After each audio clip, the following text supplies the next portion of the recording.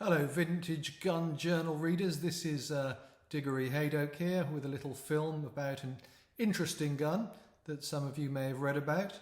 This is the brainchild of one of our greatest gun making inventors, Frederick Beesley.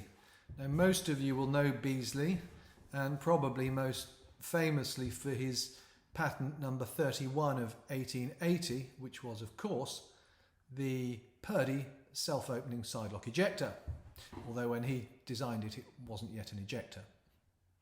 The one we're looking at here looks far more like a box lock, as most of you would think of it.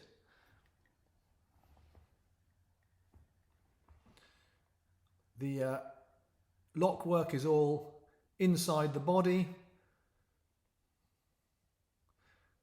the hammer swivelling on that tumbler pivot you see there. But this is rather unlike the Anson and Dealey box lock that you're probably also familiar with.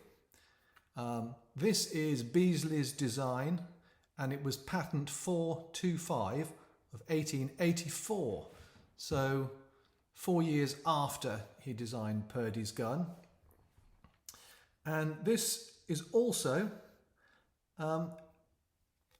a gun that opens with the assistance of the spring.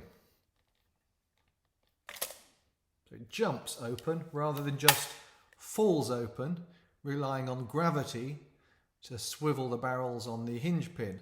This one actually opens with a good bounce. And that's because it's got a flat mainspring that runs along here. It's straight, and it's put under tension when the barrels basically squash it, or at least indent it. Now to see how it does that, we have to take the barrels off the action.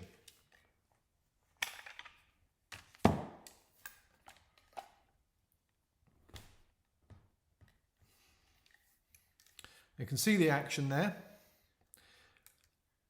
On the bar flats, we have two protruding pieces of steel, and they push down. And what's underneath them is the mainspring running up here. So when they push down, they put tension on that mainspring. Now, in order to push down, they require these.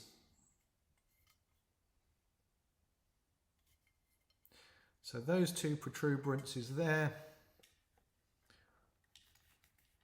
push down on those two limbs there, putting pressure on that straight mainspring, which is trying to push back. And that's why when the top lever is released, like so, removing the locking bolts there, which are Purdy double underbolts, this is pushed up, acts on those, and the barrel is forced away from the action, and the gun jumps open. Most of these were made in the 1880s and 1890s.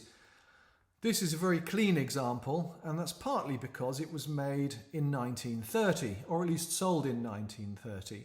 The barrels were proofed before that, long before that. But Damascus barrels and an 1884 design, not particularly commonly used. Charles Lancaster is the name on the locks, and Lancaster, at the time being run by Henry Thorne, seems to have bought this design from Beesley and used it pretty much exclusively.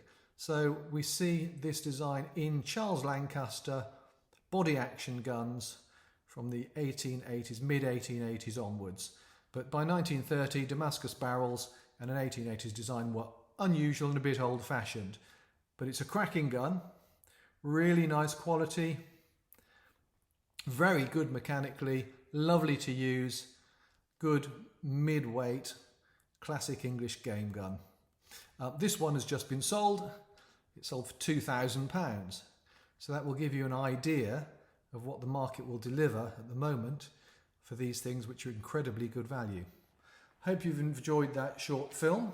Let me know and I'll make you some more.